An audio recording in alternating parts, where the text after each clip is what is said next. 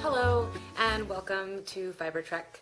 If you are a returning viewer, woohoo! You made it back! I'm so excited. I think it's funny. I hope my arms don't look weird when I put them up like that. It's like big hands from Seinfeld. I'm going to do my best to not look at the screen right there and look at the camera right there. So if you're returning, you get the big woohoo. And if you're new, you get also a woohoo, but I'm not going to show you my scary hands.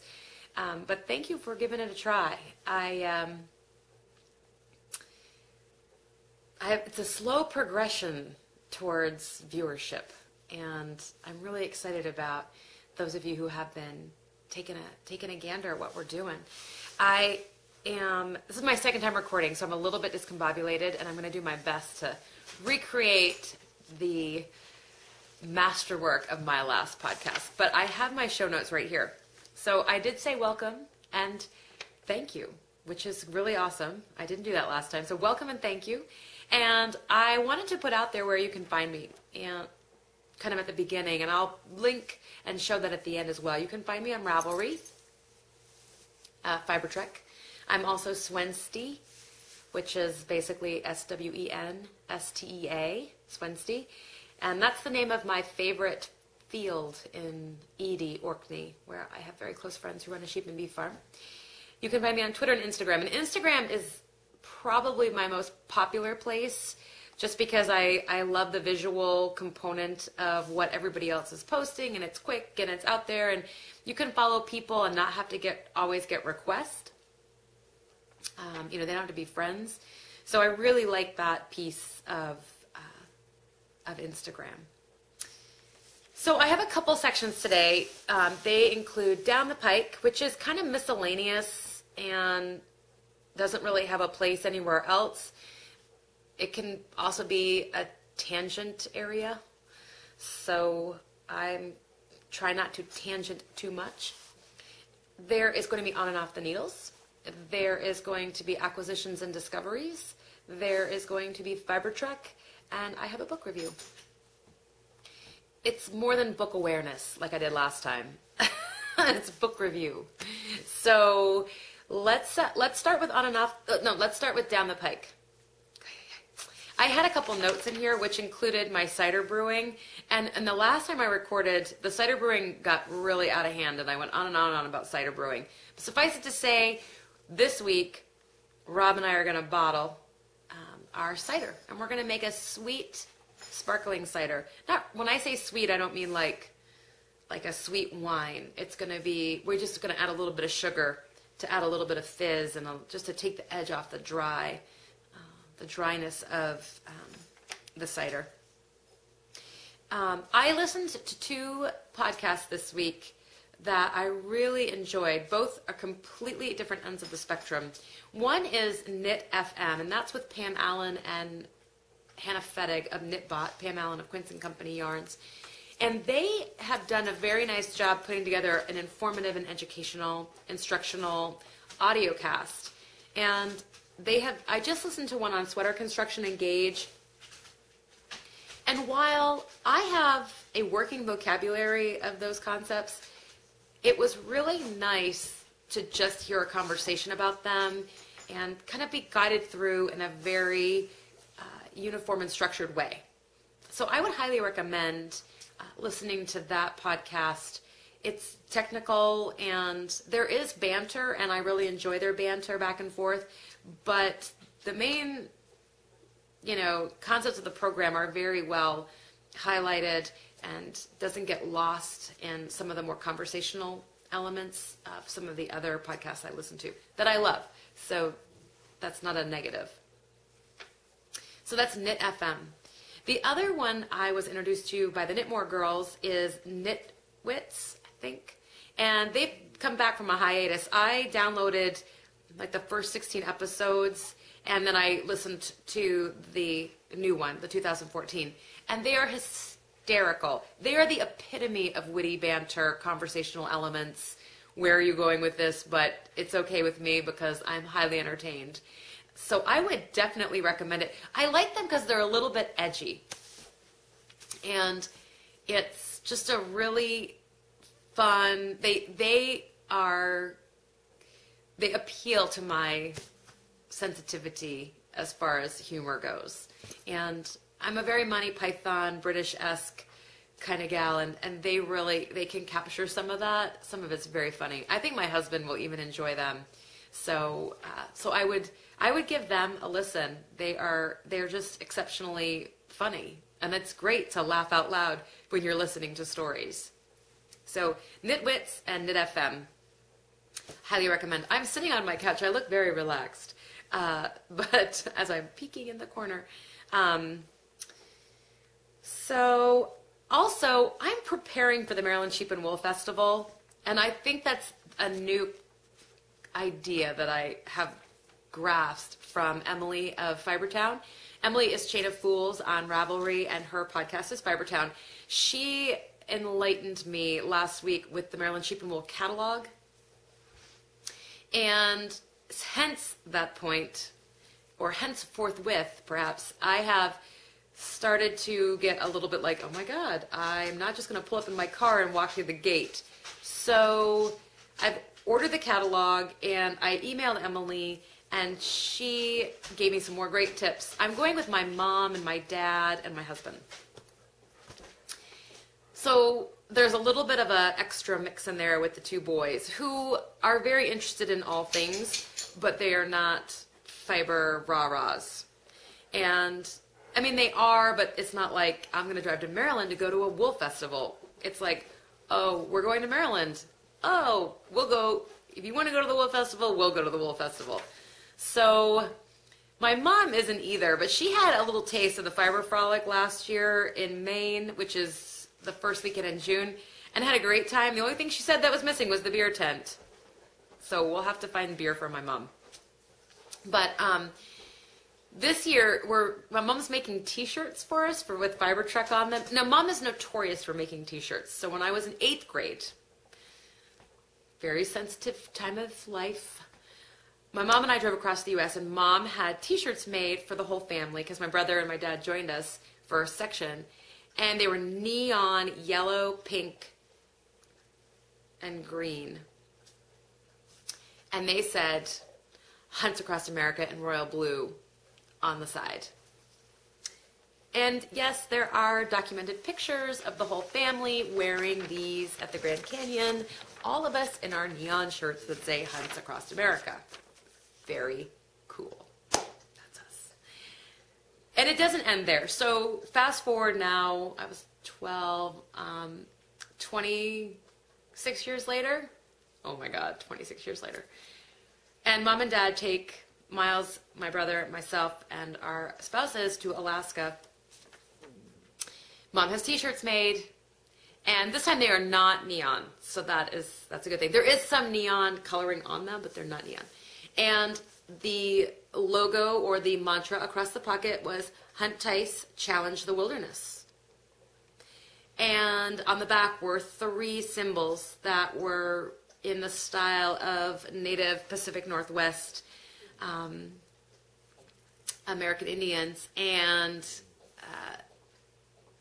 Inuit, I think, stylistic of a bear, an orca, and a salmon. So, yes, there's documented photos of all of us adults in our shirts in Alaska. So, Fiber Trek T-shirts at Maryland Sheep and Wool. I don't think they're going to be neon, but we'll see what Mom's able to come up with.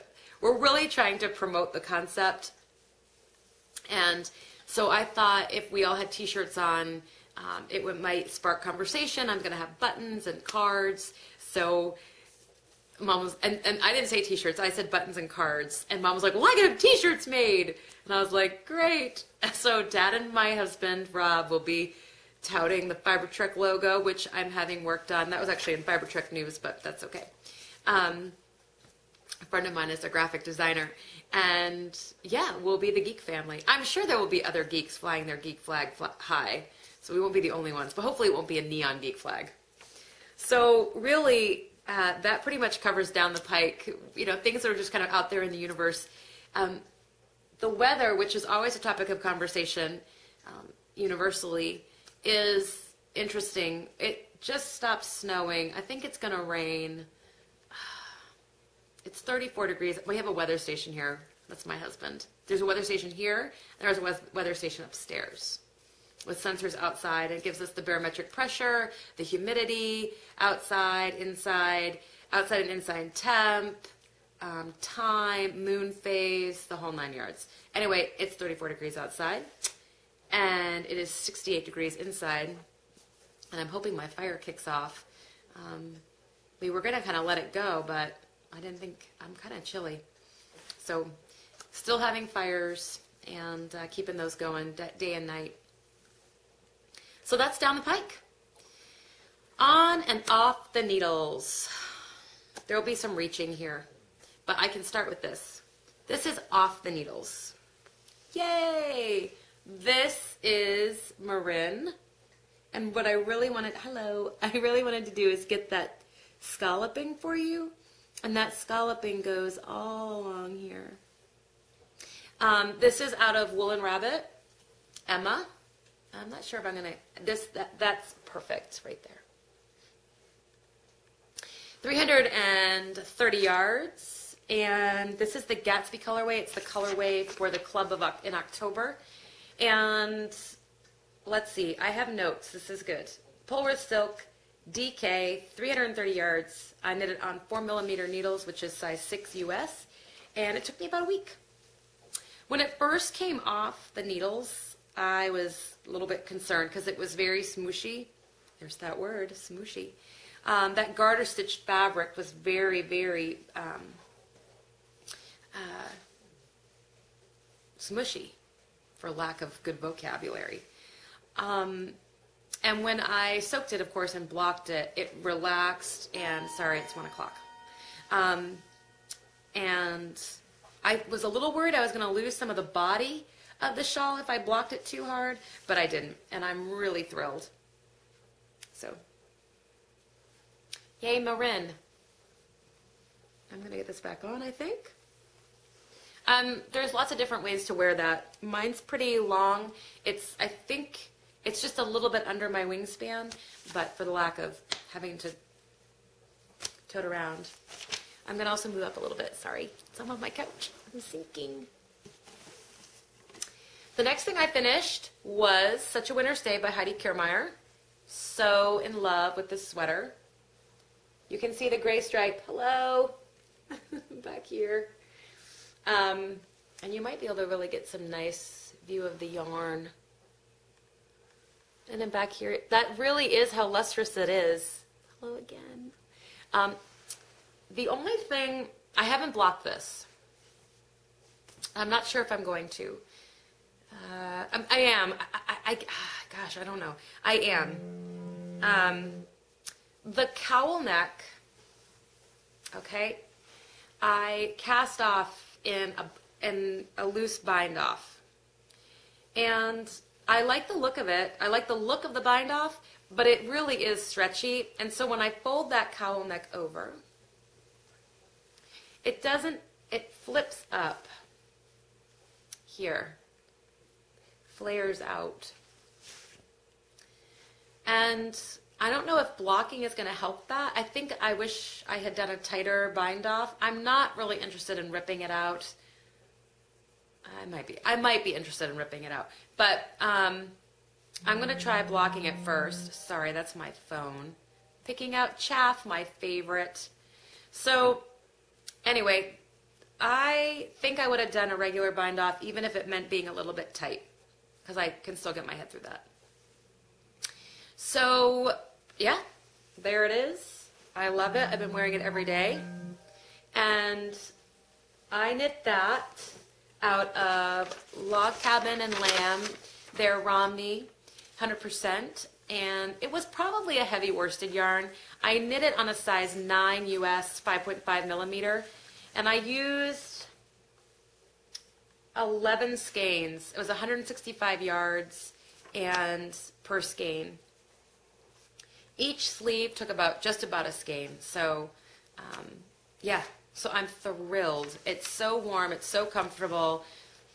I live in it. So thank you, Heidi Kermeyer, for making the winter a little bit brighter. I called that project Happiness Is.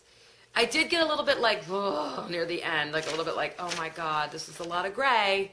Get ready for it. There's more gray. Lots of gray. But I was able to finish that pretty quickly. I think it took me 3 weeks, just about. I took some pretty interesting photos from my Rav page. My friend Morgan came over, and we decided to get a little bit silly. And I only put up one of the rather provocative photos of me with a Land Rover. It's worth checking out. But it was a Land Rover. I was very inspired.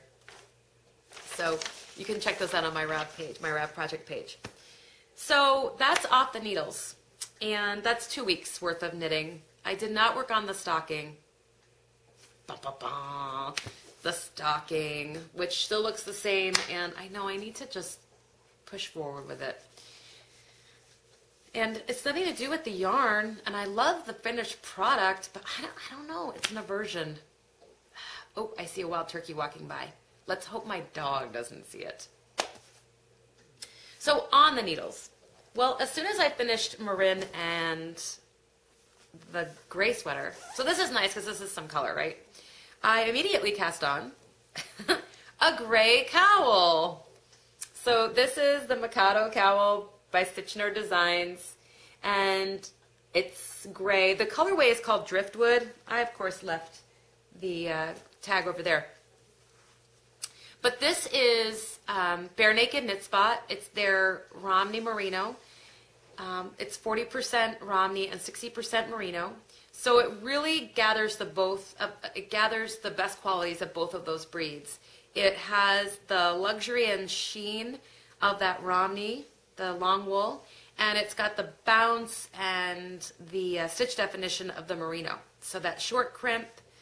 It's a 2-ply, it's 220 yards, I believe, and it's 4 ounces. I'm knitting this cowl on a size US 10, and that is a 6 millimeter needle.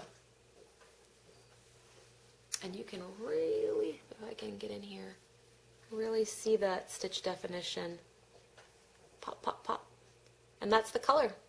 I have on here, I wanted to point this out, this is my Scary to Marry, I don't know, stitch marker. I sent these, I sent pictures of my dogs to her, and she did stitch markers, custom stitch markers. So I have Fern, I'll get the other ones, who's my peer. I have Bella, come here, Bee. This is my Border Collie. They are uncanny, too. She really captured them well. Come here, Bee.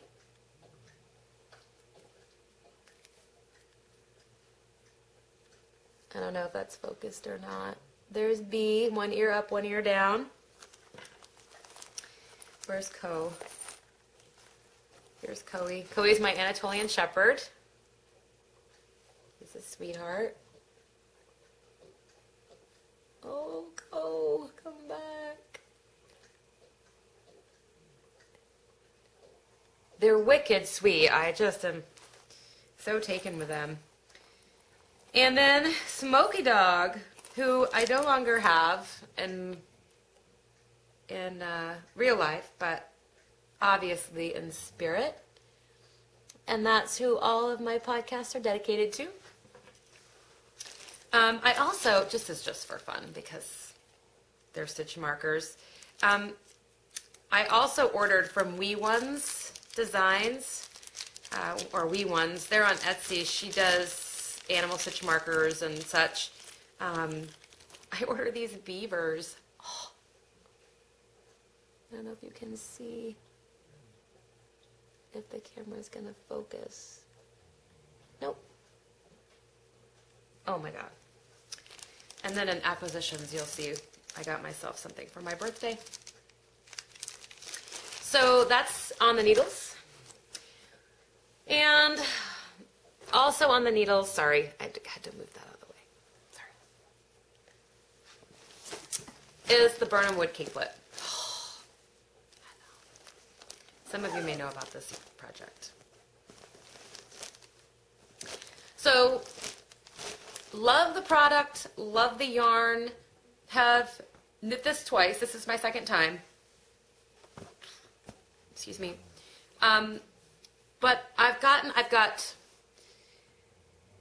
4 more repeats to finish. And I don't know how many stitches there are. There's like 500 stitches. It feels like it. Each row. And each chart is 8 rows. So you can do the math. But here it is. This is the collar. This is by Romy Hill. And it's a capelet, so that collar is going to curve. And then you can see the cables. And then those cables all end, ooh, what's that? In these pleats with the seed stitch. Okay. So,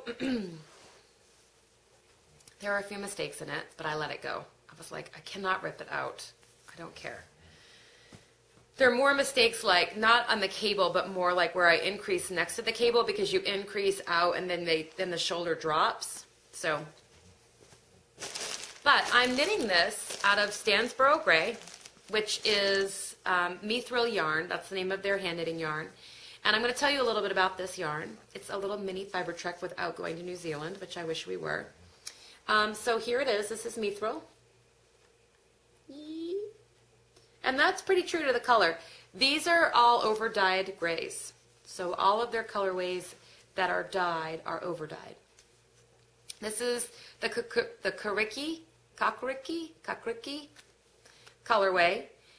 It's considered a DK weight. And it's 100 and, it's written here somewhere. Where are you? 104 meters, 113 yards, 50 grams.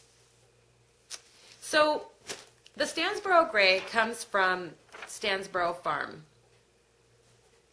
And they originally were looking for a way to diversify their farm in New Zealand. They're located about 2 hours from Wellington. And so they bought a small flock of gray sheep, which had been originally imported from Denmark to New Zealand.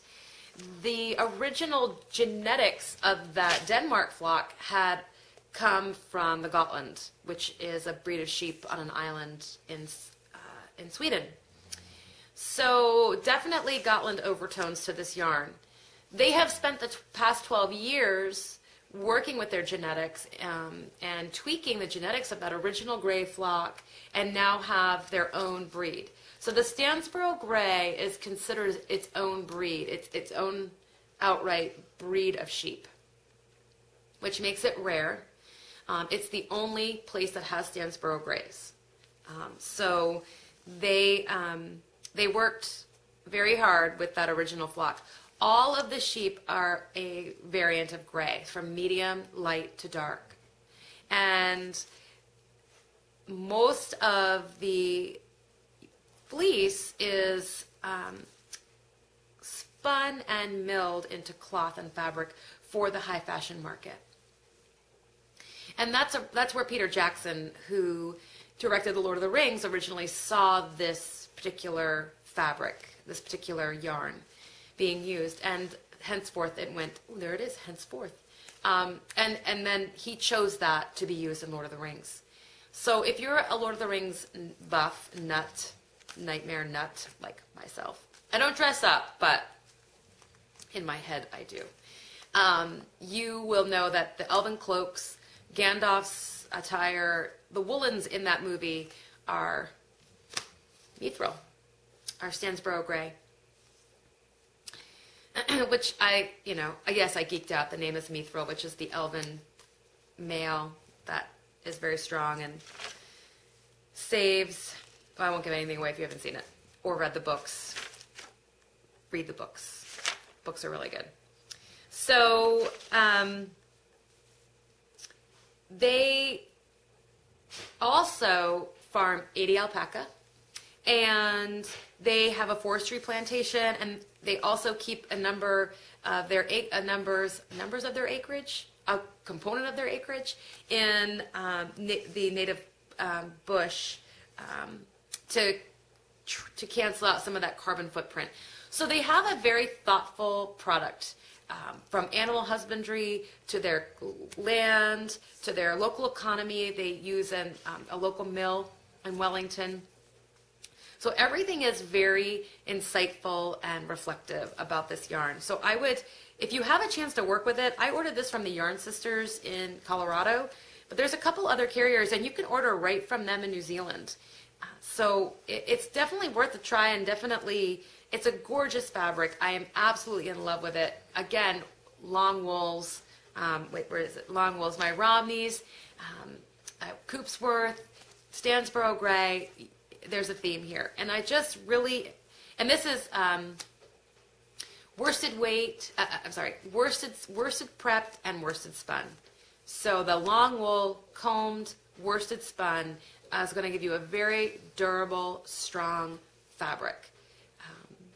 This is incredibly smooth and incredibly silky, I think is a good word to describe it. I could wear this next to my skin, and I think you'll find that worsted spun and worsted prep, all those fibers are lined up, and so the opportunity for stray little fibers to pluck out and prickle gets reduced in these types of preparations. New Zealand. They also have a homestay cottage, so you can stay on the farm in their cottage and participate in some of the activities. So, New Zealand, here we come. I don't think it would take much convincing to get my husband to go spend a year over in New Zealand, but I'm not sure how I would get the stash back and forth.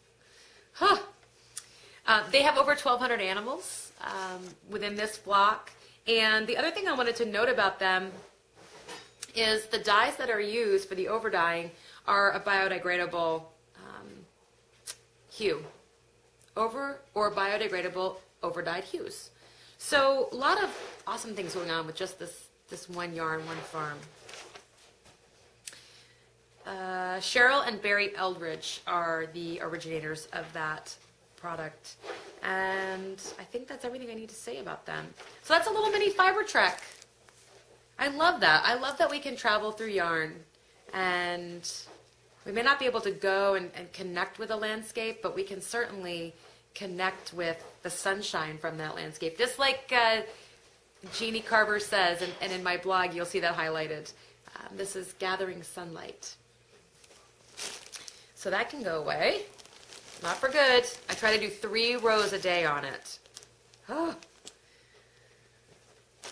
I don't mean to sound so exasperated and exhausted about it because it gives it a negative overtone, but I so want it to be done.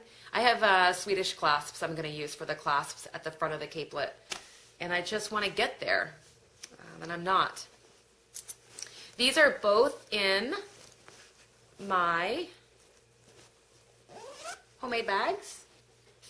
I can't remember the line of, this is organic fabric, and I can't remember the line.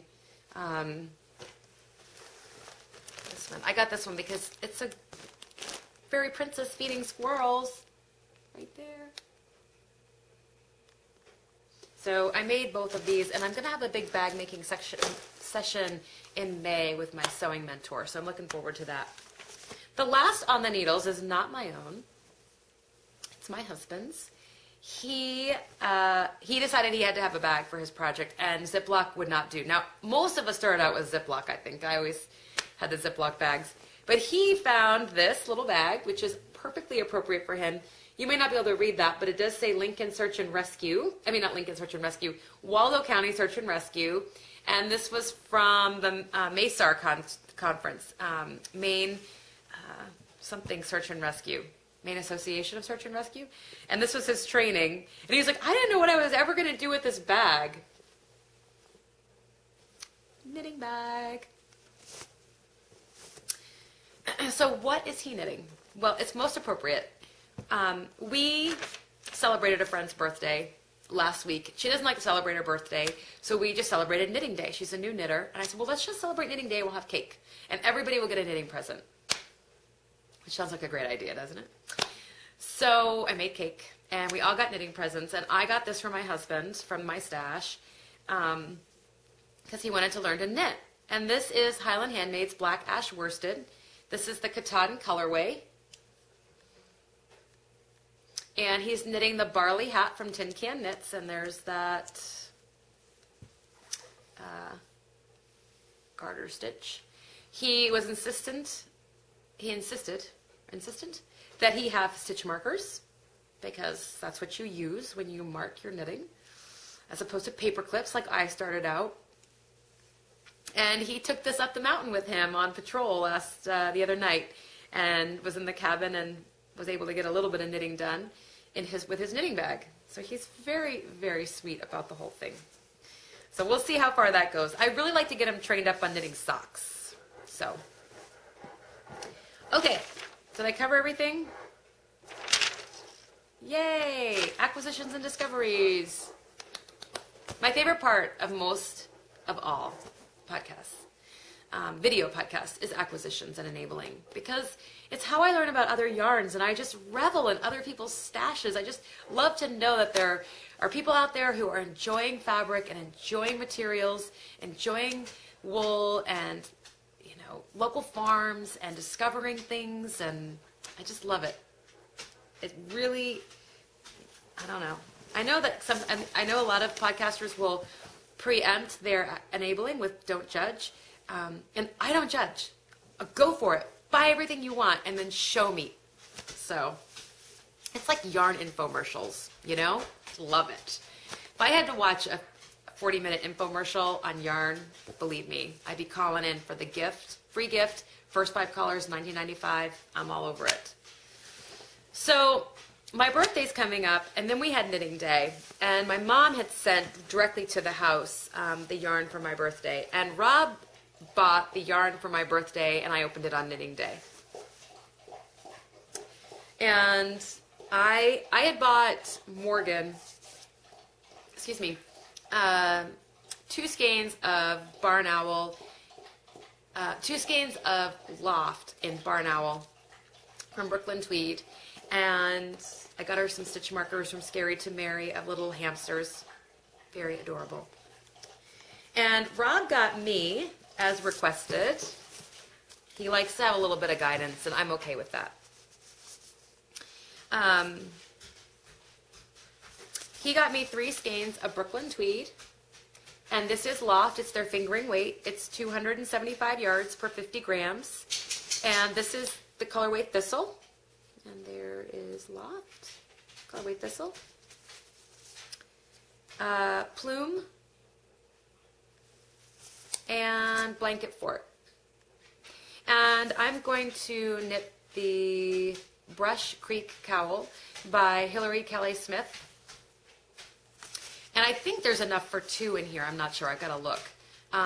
2 in that if you look at the pattern, there's kind of a bigger main color. The gradient moves down and they get smaller. So you could do it in reverse for the second. So I got that. Very excited. This is Columbia Targhee. It's 100% American wool. It's spun in Harrisville, New Hampshire, in one of the oldest historical mills in the United States. They also, Harrisville also has its own line of woolens, and I've knit with those. You should check them out. And this is just right down the street from me. So good on you, Jared Flood. So I've worked with this once before, and I had a lot of luck with it. I know some people have not gotten used to the soft spun, woolen spun component of it, is because it is very lofty, hence the name. But I have thoroughly enjoyed this yarn, and I love having it in my stash. The next thing is an ultimate stash enhancement for me. It really plays to the heart of Fiber Trek, and I'm so happy to have learned about this yarn from Just Run It of Stockinette Zombies. This is Jill Draper Makes Stuff. This is her Mohonk, I think that's how you say it, base, and it's 100% unregistered New York State Cormo wool. And it is 370 yards, 338 meters, 4 ounces. It's a sport weight, 2-ply, hand-dyed. This is the Sequoia colorway. I think I may have said that. Mom is so awesome. I asked her for 2 skeins, 1 skein of 2 colors, or she could pick 1 skein each of 2 colors or 2 skeins of the same color. So Mom then got me, this is the same base, and this is Petunia. And I think these are going to become a Piper's Journey. So excited. Then she got me, this is Deerskin Jacket in the same base, and Philolixian Blue. And it's not quite that bright, but it is that aqua, that turquoise. I'm so happy. So I'm not sure what the other 2 will become. And Piper's Journey, definitely. I think I don't have one yet, and I know that Morgan wants to knit a Piper's Journey. It's so funny. I gave her a pattern as part of her knitting day, and we went through and looked at patterns, and she picked things out. And the first one she picked out for her barn owl was the Jersey Triangle by Jared Flood, uncoerced by me. And she'd already picked that out, and then she picked out Piper's Journey, uncoerced by me. It's amazing how alike our aesthetic is. But I was so happy she picked something from Prairie Piper, Paula of the Knitting Pipeline podcast. And I emailed that to Paula too. And I told her about that. She was happy. Of course she is. So aside from that, the last knitting day present I got, which there won't be much to open on my birthday, but that's okay, is I got these stitch markers from Scary to Mary. Yes, they are hedgehogs and mushrooms. And I had a really hard time. So she has sea otters and the hamsters, which she's going to do again. She said she would do squirrels. So she, pretty much I just emailed her and I'm like, what do you think about squirrels? And she's like, I can do squirrels. Wee Ones also has some very cute stitch markers, one of which was woolly mammoths, and I almost ordered those. But Scary to Mary, I cannot get over her stuff. She's got some great theme stitch markers, and it's such a nice, I don't buy a lot of, well, I do buy a lot of bits and pieces, but I just love the whimsy of this element that I can use in my knitting. Because so much of what I do tends to be very classic neutrals, and, you know, I don't do a lot of wild knitting, if you will. I think she just saw the turkey. So this is just one way to add a little whimsy to my knitting projects. Discoveries. I don't have any examples of this, but I discovered a yarn this week called Snow-Capped Yarns, and she's out of Cordova, Alaska. I'm going to link, she has a little video which is absolutely, I don't want to use the word adorable because it makes it sound childish, but it is just really fun. She explains her yarn collection and her inspirations, and I would definitely, it's worth a watch. It's like 10 minutes, and I'm going to link that in the show notes. She has a collection of yarns called Ye Olde Salt Collection, and she has a variety of bases that do not include superwash or nylon or bamboo, that are just strictly yarns. They're BFL, alpaca merino silk. And then she has superwash merino and nylons, and she has some other blends. So she has a really nice variety of yarns for a lot of different types of knitters and what they're looking for. And her colors are gorgeous. They're spectacular. So she's out of Cordova, Alaska, and you can acquire her yarns through the Net Loft. Just lovely. I learned about her yarns on a Instagram photo from Alana Dacos. And wow, I went immediately and was in love. And I know that I'll be acquiring some of them for my birthday. It's all about my yarn apocalypse year. So I think next year money's going to be a little bit tight because I am looking at going back to grad school full-time. And so I've kind of called this the yarn apocalypse year. And I'm just stockpiling yarn. Like I stockpile Cadbury eggs at Easter. Yes, I do. And hopefully that's not blowing your eardrums out. And I'll try to make a little marker where the dog starts barking on the video. But yeah, so very exciting. The book review I wanted to do is going to be, it's not like, I don't know what a book review really should entail, and maybe I should put together some criteria for that. Oh, that's the turkey again. But I ordered the Rhinebeck sweater by Isolde Teague, and I love the patterns in this, but really what struck me is the stories. And of course, I think that seems obvious. It would appeal to somebody who is working on their own story project, which is Fiber Trek, and what culture, landscape, yarns, dyers, designers, you know, what that kind of confluence where they come together. And this is a great book for that story. I love how the designs are tied in with the yarns. For example, this is Cecily Glowick MacDonald, and her yarns were from Bartlett. So there's a story on Bartlett. There's a story on the design, on the designer. Really spectacular and really conversational. And again, that storytelling format is just really organic and simple, and it just appeals to my traditional sensitivities, I guess. I've used that word a lot. And I don't mean traditional like conservative, I mean like old, like connecting kind of. So what was really exciting about this book, and for me, was the nod to Maine, M-A-I-N-E, the state. There are two main designers in this book, Cecily Glowick MacDonald and Mary Jane Mucklestone.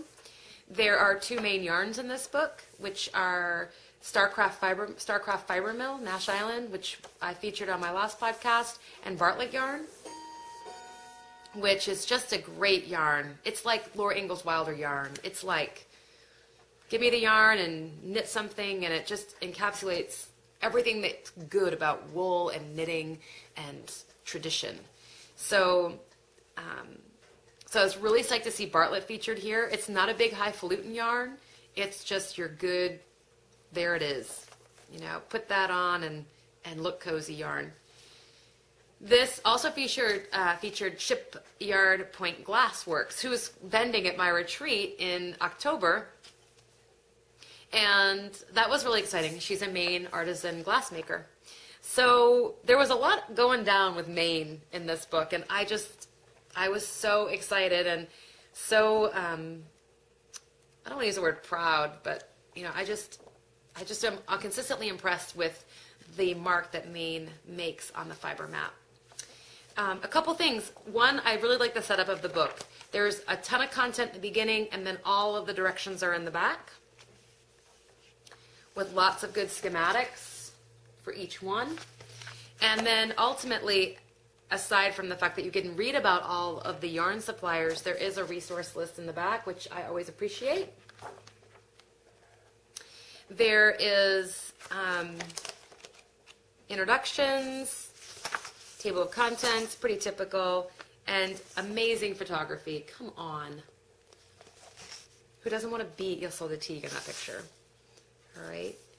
So, and lots of lovely insight into Rhinebeck itself, the festival.